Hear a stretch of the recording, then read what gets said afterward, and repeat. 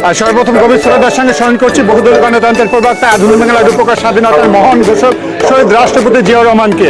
আজকে 27 মার্চ আমাদের মহান মুক্তিযোদ্ধার মহানায়ক আমাদের শহীদ রাষ্ট্রপতি জিয়াউর রহমানকে বাংলাদেশ থেকে একটি গণতান্ত্রিক রাষ্ট্র করার জন্য সর্বদলীয় মানুষকে নিয়ে একটি সংগঠন গড়ে তুলেছিল। সেই সংগঠনের অন্তর্ভুক্ত বাংলাদেশ জাতীয়তাবাদী দল বিএনপির অঙ্গ সংগঠনকে নিয়ে আজকে আমাদের মাননীয় প্রধানমন্ত্রী জনাব তারেক রহমানের নেতৃত্বে আজকে একটা আলোচনা সভা আয়োজন করা হয়েছে। সেই আলোচনা সভা উৎসুক জনতা এখানে উপস্থিত হওয়ার জন্য, তাকে এক নজর দেখার জন্য সকলেই স্বতঃস্ফূর্তভাবে এখানে অংশগ্রহণ করছে এবং তাকে দেখার জন্য সকলে এখানে অবস্থান করছে। আমরা যদি বলি যে তারেক রহমান যিনি 17 বছর দেশের বাইরে থেকে দলকে নেতৃত্ব দিয়েছেন, আজকে তিনি বর্তমান প্রধানমন্ত্রী, তাকে এক নজর দেখার জন্য এই 17 বছরের কাঙ্ক্ষিত নেতারা যারা দলকে এতদিন দিয়েছে, দেশে থেকে অন্যায় অত্যাচার জুলুম হামলা গুমের শিকার হয়েছে, তারা আজকে এখানে এক নজর দেখার জন্য এসেছে, একবার নেতাকে সালাম দেওয়ার জন্য এসেছে। তাদের এই দাবিটুকু কতটুকু বাস্তবায়ন হবে বলে মনে করছেন? ধন্যবাদ ভাই, আপনি অনেক মূল্যবান কথা বলছেন। আমাদের বিএনপি চেয়ারম্যান জনাব তারেক রহমান উনি সর্বদা বাংলাদেশের তৃণমূল নেতৃবৃন্দ আছে তাদেরকে অনুপ্রেরণা দেওয়ার জন্য তাদের সাথে রেখে তাদেরকে পাশে রেখে যাতে বাংলাদেশে একটা গণতান্ত্রিক রাষ্ট্র প্রতিষ্ঠা করা যায় এবং তাদের অনুপ্রেরণা দেওয়ার জন্য আমাদের বিএনপি চেয়ারম্যান জনাব তারেক রহমান প্রতিনিয়ত কাজ করে যাচ্ছে এবং তাদের সুবিধা অসুবিধাগুলো থেকে সকল ব্যবসায় উনি অবশ্যই খেয়াল রাখছে এবং তাদের দিকে সুনজর রাখছে বাংলাদেশের জনগণের প্রতি।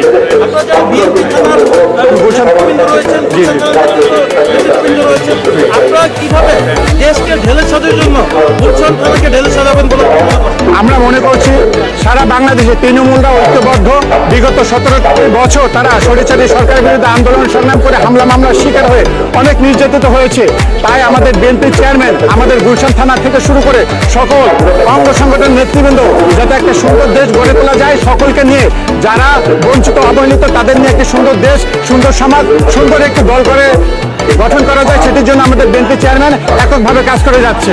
পাশাপাশি আমি যদি আপনাকে একটি প্রশ্ন করতে, সেদিন আমি দেখলাম যে তারেক রহমান বর্তমান প্রধানমন্ত্রী তিনি তার একটি বক্তব্যে সেমিনারে তিনি বলছেন যে আমাদের গুলশান থানার যে খাল রয়েছে সেই খালটি আস্তে আস্তে মরে যাচ্ছে, শুকিয়ে যাচ্ছে। এইটাকে পরিষ্কার পরিচ্ছন্ন করার জন্য আপনারা কিভাবে এই দায়িত্বটি পালন করবে? বিভিন্ন জায়গায় করা হচ্ছে, আপনার গুলশান থানার এই লেককে কিভাবে নতুন করে উজ্জীবিত করবে?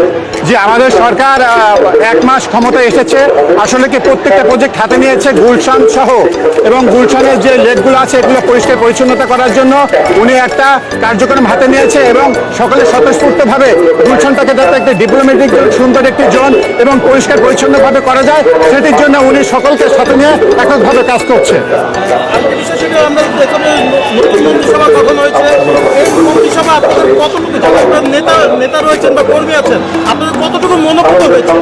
আসলে কি আমাদের দলীয় মনোভূত না হলে বাংলাদেশের সাধারণ জনগণের যাতে মনোভূত হয়, সাধারণ জনগণকে নিয়ে যে পাশে কাজ করতে পারে, সাধারণ জনগণ যাতে উজ্জীবিত হয়ে এই সকল মন্ত্রীদের যেন উৎসাহ উদ্দীপনা দিতে পারে, সেটির জন্য আমাদের মন্ত্রীরা এককভাবে কাজ করে যাচ্ছে এবং জনগণকে বেশি প্রায়োরিটি দিচ্ছে। দলের কর্মী যাতে জনগণ যাতে পাশে থাকে এটার জন্য আমাদের সকল মন্ত্রীরা এককভাবে কাজ করে যাচ্ছে। প্রচুর পরিমাণে এই দুর্নীতি রোধে আমরা আশা করছি আমাদের বিএনপি চেয়ারম্যান জনাব তারেক রহমান দুর্নীতি যাতে কঠোরভাবে হস্তক্ষেপ করতে পারে এবং দমন করতে পারে এবং দুর্নীতি যাতে বাংলাদেশে না থাকে সেটির জন্য এককভাবে কাজ করে যাচ্ছে সাধারণ জনগণকে পাশে রেখে, সাধারণ জনগণকে সাথে নিয়ে। আমরা আশা করছি আগামীতে বাংলাদেশে কোনো দুর্নীতি থাকবে না, দুর্নীতি মুক্ত একটি সোনার বাংলা বিনির্মাণের জন্য উনি এককভাবে কাজ করে যাচ্ছে।